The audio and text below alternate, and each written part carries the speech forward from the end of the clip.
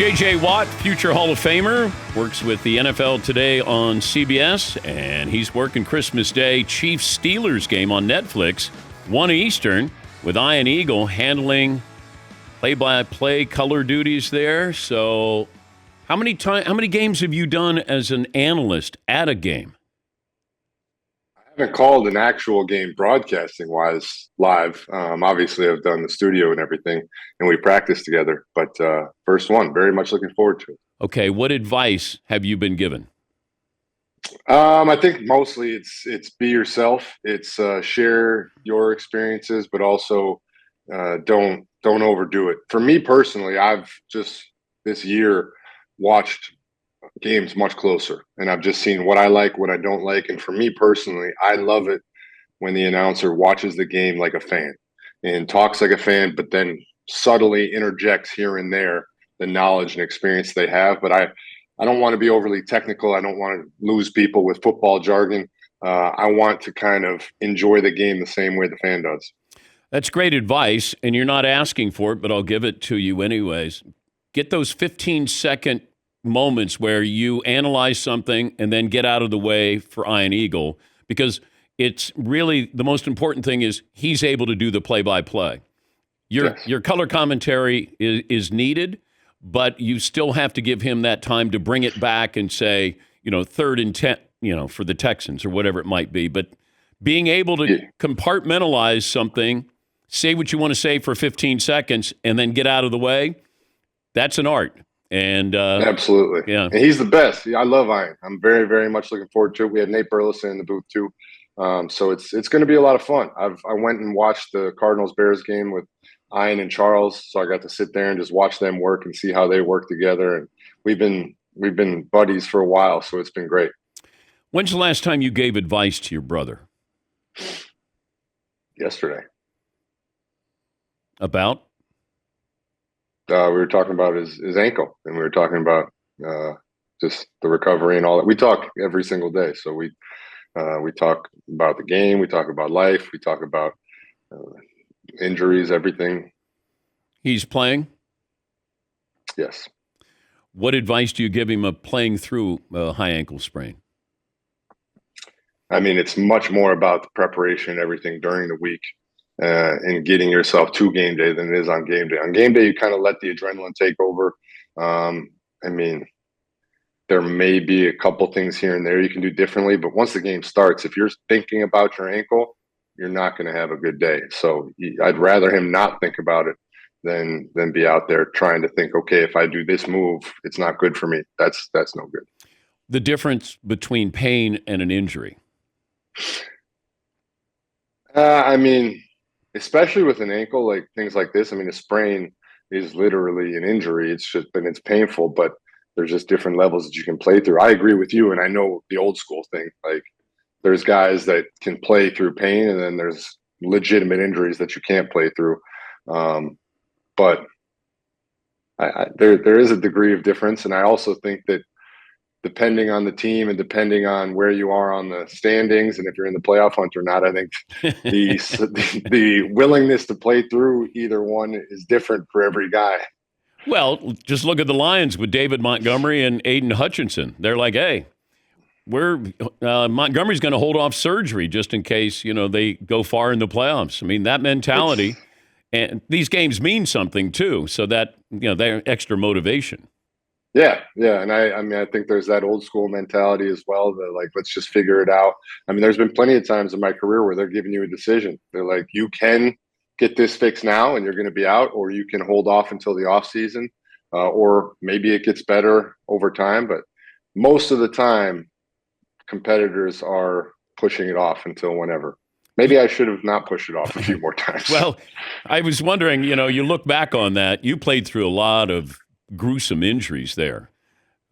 If you had to do it again, could you have done it differently? Yeah. It's more about the recovery from the injuries than it was the actual injuries. I think 2015 was the year that I was by far the most banged up, and just crazy amount of stuff. So after the season, we had to fix a lot. But it's the recovery process that I wish I would have done differently. I always wanted to be the fastest back from recovery. I always wanted to be back on the field quickly. I wanted to show my teammates, the fans, everybody, I'm doing whatever I can to get back out there. And there's probably a few times that I didn't let the whole process play out before going back out there, what I should have. Playing in snow, how much of an Brutal for a pass rusher. Yeah. Not fun for a pass rusher at all, because that's your whole advantage is edges, corners, turning, grip. And you just literally lose all of that. So very, very frustrating. Okay, how does an offensive lineman take advantage of that, or a quarterback take advantage of you trying to rush in the snow?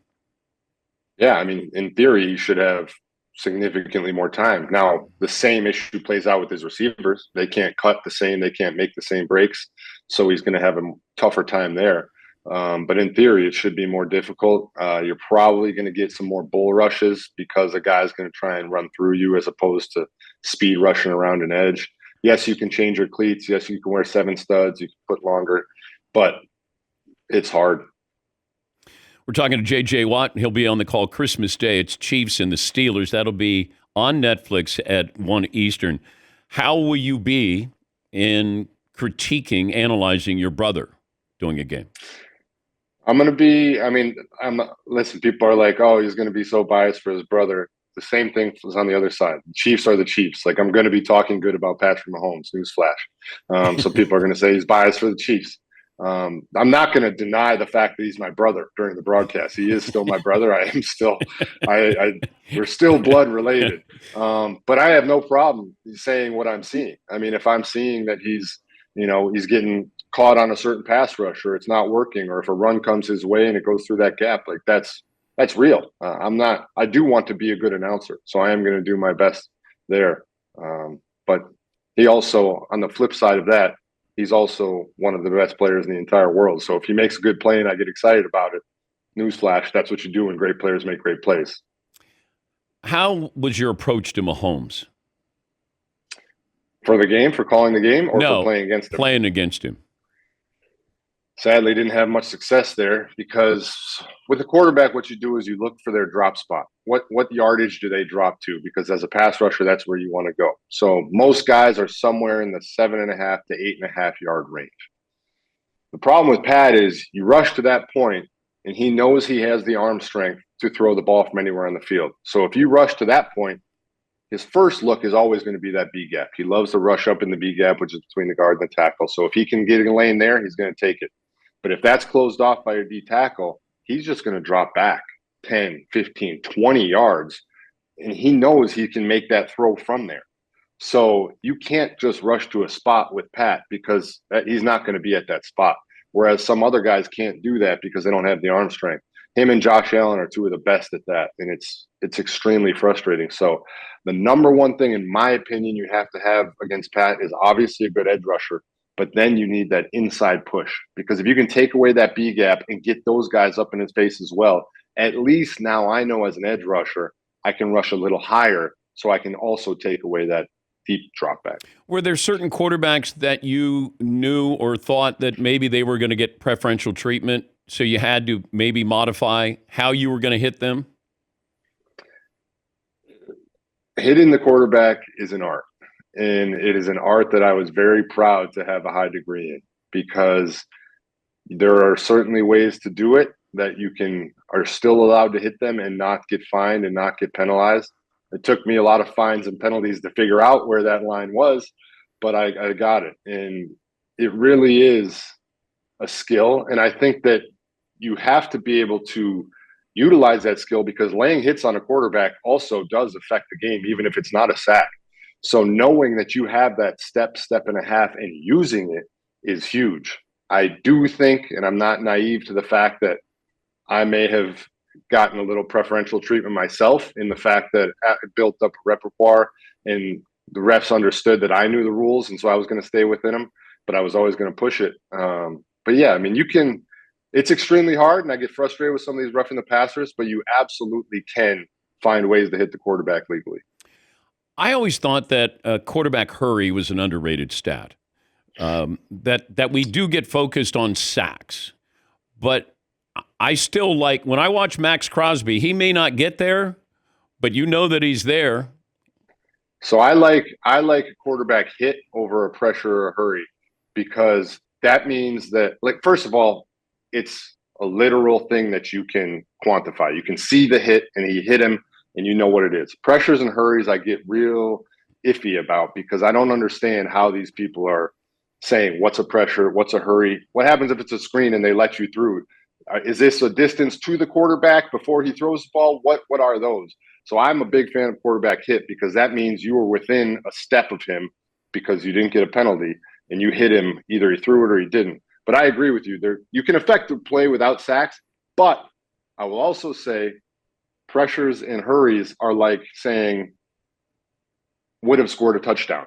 Like, the receiver was open, the quarterback just didn't throw it to him. Well, it's a results-driven business. You either scored the touchdown or you didn't score the touchdown. You either won the game or you didn't. We need to get sacks. That's the goal. Best team in the AFC is who?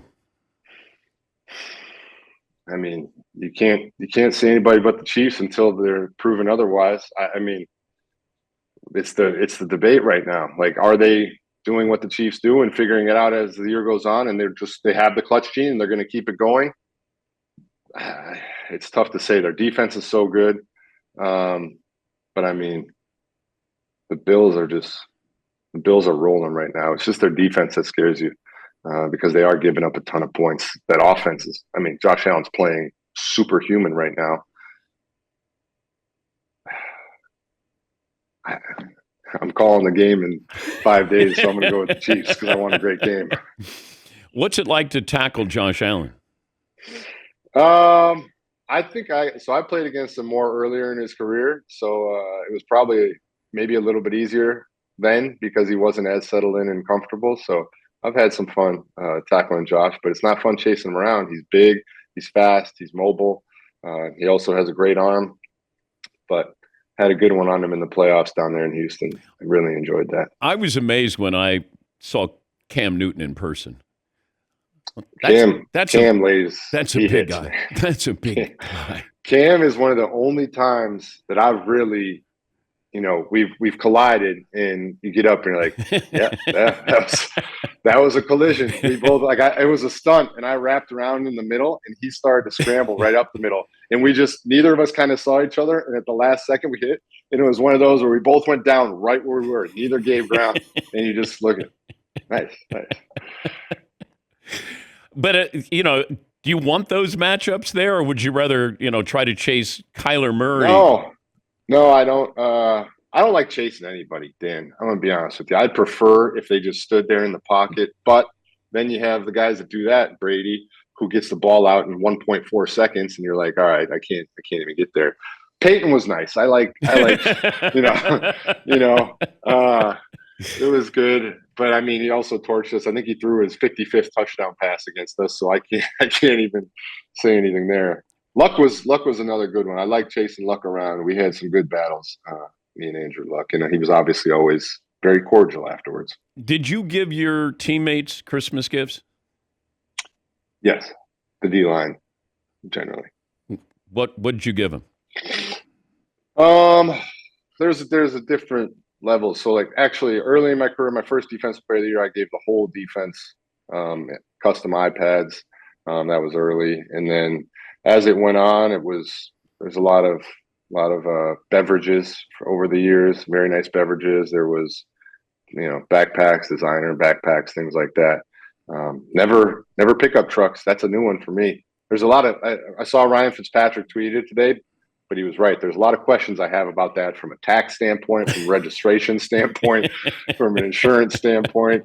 Would love to see the logistics behind that. Is you ready for Christmas at home? You're going to be on how tough is that? Like, you got to go Christmas Day. How big is your son? He is 2, and he's large, as you would expect. So it is tough. There's no question that's tough. But I'm leaving.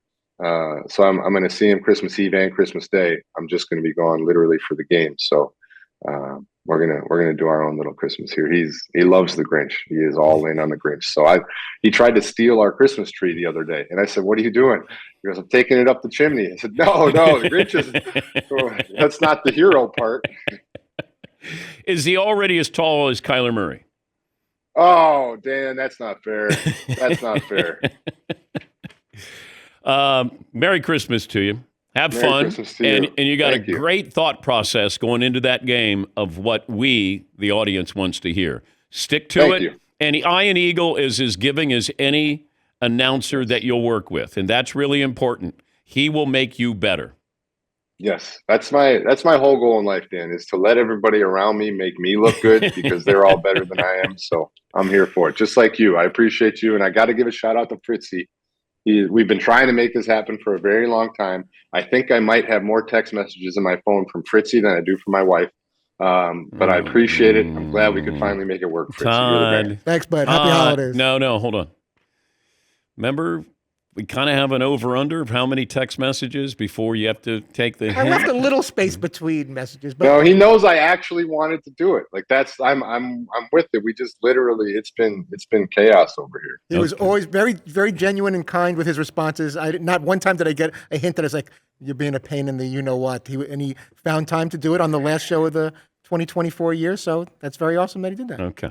Have a good broadcast, my friend. Have you ever gotten a mean one back, Fritzy? Has anybody ever said like to stop or just the big capital STOP like the infomercial? Derek Thomas came over to me back in the day at the ESPN zone in Disney World, and he's like, "Fritzy, I got your first message, I got your third message, and I got your eighth message. I knew where to be. You got to relax a little bit with the messages." Well, we had a problem with Bill Murray that Bill Murray reached out to me and said, "Hey, tell Fritzy to stop." And so I said to Fritzy, "Stop. Bill Murray will come on the show. You must stop." And then Fritzy goes, "Should I text him to tell him that I got it?" I go, "No, don't text him to tell him that you got the message to stop texting him." But he always gets his man. I mean well. I don't mean to be a pain in the neck. But you are. No, you're the best. You're the best. Thank you. You guys are great. I love it every time I'm here. Thank you, buddy. That's JJ Watt. He'll be working Christmas Day. Chiefs Steelers on Netflix, 1 Eastern. And Ian Eagle will be on the call.